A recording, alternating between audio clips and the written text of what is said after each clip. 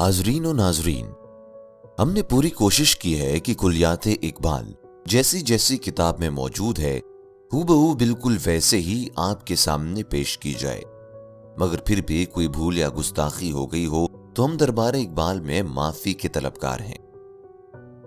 جیسے کہ سبھی کو پتا ہے، حضرت علامہ اقبال رحمۃ اللہ علیہ کی شاعری بہت ہی گہری ہے۔ باوجود اس کے کہ اس آڈیو بک میں تفسیر بنائی گئی ہے، پھر بھی کچھ باتیں انسان سمجھنے سے قاصر ہے، لہٰذا آپ سے گزارش ہے کہ آپ اپنے پیر و مرشد سے بات کر کے نظم کا صحیح معنی پتہ کرنے کی کوشش کریں۔ اللہ ہم سب کو اپنے حبیب صلی اللہ علیہ وآلہ وسلم کے صدقے صحیح علم حاصل کرنے کی توفیق عطا کرے اور کلمہ طیبہ کو دل کے ہر گوشے میں اتار دے، آمین۔ اعوذ باللہ من الشیطان الرجیم، بسم اللہ الرحمن الرحیم۔ اللہم صلی علی سیدنا و مولانا محمد وعلی آل سیدنا و مولانا محمد وبارک وسلم۔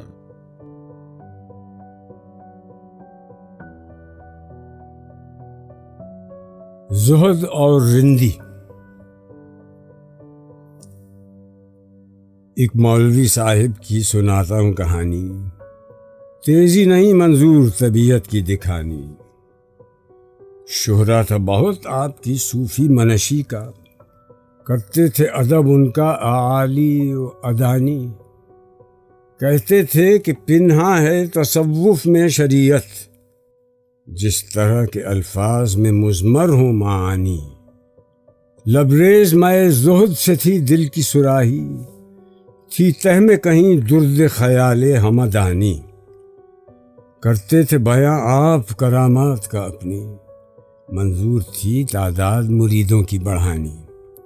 مدت سے رہا کرتے تھے ہمسائے میں میرے، تھی رند سے زاہد کی ملاقات پرانی۔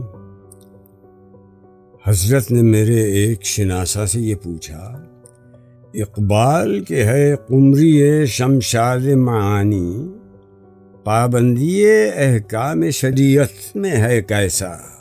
وہ شعر میں ہے رشک کلیم ہمدانی۔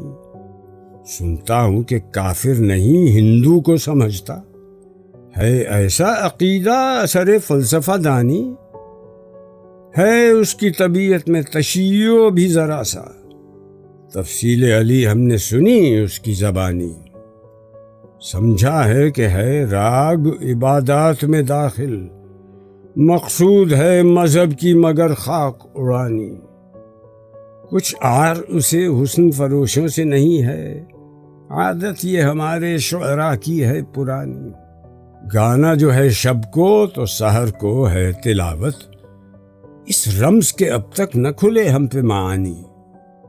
لیکن یہ سنا اپنے مریدوں سے ہے میں نے، بے داغ ہے مانند سحر اس کی جوانی۔ مجموعہ ازداد ہے اقبال نہیں ہے، دل دفتر حکمت ہے طبیعت خفقانی۔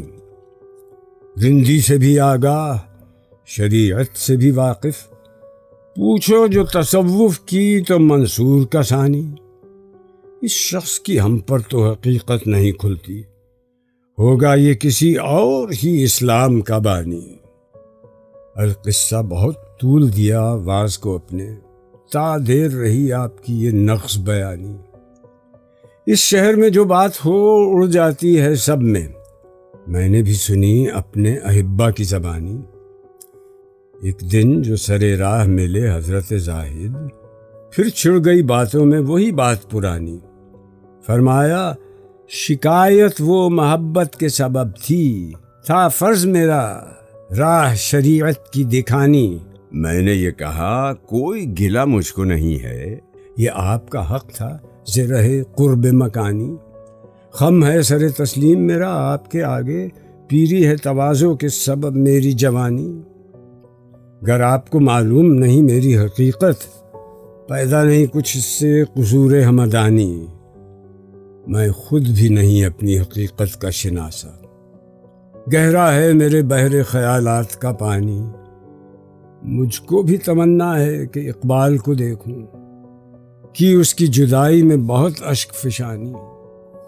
اقبال بھی اقبال سے آگاہ نہیں ہے، کچھ اس میں تمسخر نہیں، واللہ نہیں ہے۔ زہد اور رندی ایک ایسی نظم ہے جس میں ایک جانب تو علامہ اقبال نے بڑے خوبصورت اور واضح انداز میں اپنے عقائد کا ذکر کیا ہے، اور دوسری جانب ان تضادات کی نشاندہی بھی کی ہے جو ملا ازم اور پاپائیت کے تعصبات کی پیداوار ہیں۔ اس نظم کی عملی سطح پر دو کردار ہیں، ایک مولوی اور دوسرا ایسا آزاد خیال مسلمان جو اسلام کو انتہائی وسیع و مغرب مذہب تصور کرتا ہے۔ معنی: صوفی منشی، صوفی مزاجی، اعلیٰ کی جمع بڑے لوگ، درد خیالات، دل چھٹ، ہمادانی سب کچھ جاننا، کلیم ہمدانی ایران کے شہر ہمدان کا ایک شاعر، اور مکانی مکان کے نزدیکی یعنی پڑوس، تمسخر مذاق۔ مطلب: میں یہاں آپ کو ایک مولوی صاحب کی داستان سنانے لگا ہوں۔ میرے اس عمل کا مقصد قطعی طور پر یہ نہیں ہے کہ محض اپنی اتباع کی تیزی کا اظہار کروں، بلکہ کچھ ایسے حقائق ہیں جن کا تذکرہ ناگزیر ہے۔ جن مولوی صاحب کی داستان سنائی جا رہی ہے ان کے بارے میں یہی شہرت تھی کہ وہ تصوف کے فلسفے سے پوری طرح آگاہ ہیں، اس سبب ہر چھوٹا بڑا موصوف کا بہت احترام کرتا تھا۔ ان مولوی صاحب کا عقیدہ یہ تھا کہ تصوف کے فلسفے میں شریعت اس طرح پوشیدہ ہے جیسے کہ الفاظ میں معنی چھپے ہوتے ہیں۔ ان کا دل بھی کہا جاتا ہے کہ زہد سے لبریز تھا، یوں بھی وہ خود کو بہت ہیرو عاقل تصور کرتے تھے اور کسی دوسرے کو حاضر میں نہیں لاتے تھے۔ ان کے اس رویے کا بنیادی مقصد فی الواقع اس کے سوا اور کچھ نہ تھا کہ اپنے مریدوں کی تعداد میں اضافہ کیا جائے۔ اقبال کہتے ہیں کہ یہ مولوی صاحب عرصہ دراز سے میرے پڑوس میں سکونت اختیار کیے ہوئے تھے۔ میں تو خیر رند ہی تھا، لیکن زہد کے ان دعویداروں سے پڑوسی ہونے کے ناطے میری پرانی واقفیت تھی۔ ایک روز انہوں نے میرے بجائے میرے ایک واقف کار سے استفسار کیا کہ یہ شخص اقبال جس کے بارے میں یہ کہا جاتا ہے کہ وہ بلند پایا شاعر ہے، اس کے متعلق سنا گیا ہے کہ ہندو کو کافر نہیں سمجھتا۔ اس نوع کا عقیدہ تو محض ایسے شخص کا ہو سکتا ہے جو محض فلسفے پر یقین رکھتا ہو۔ لیکن یہ تو بتاؤ کہ اقبال اگرچہ شاعر تو بہت اچھا ہے، تاہم احکام شریعت کی پابندی بھی کرتا ہے یا نہیں؟ مزید برآں یہ بھی کہا جاتا ہے کہ اقبال کی فطرت میں شیعت کے عقیدے کا بھی کچھ عمل دخل ہے، اس لیے کہ وہ خلفاء میں حضرت علی کو افضل تصور کرتا ہے۔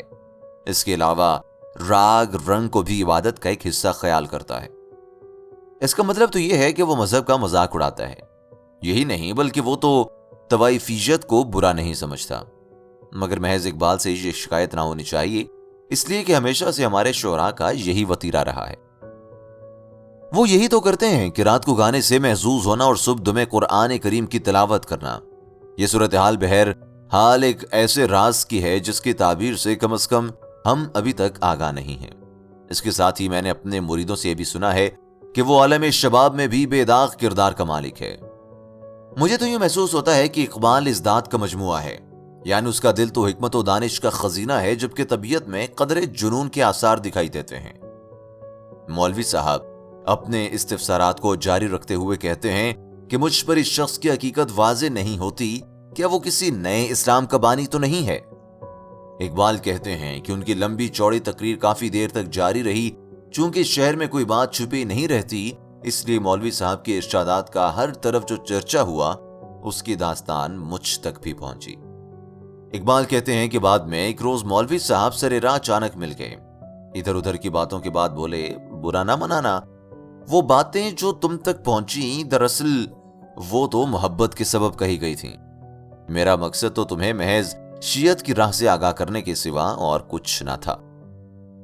اقبال کہتے ہیں اس مرحلے پر میں نے جواباً کہا کہ پڑوسی ہونے کے ناطے آپ نے جو کچھ فرمایا وہ یقیناً آپ کا حق تھا، مجھے اس پر کوئی گلہ اور شکایت نہیں ہے۔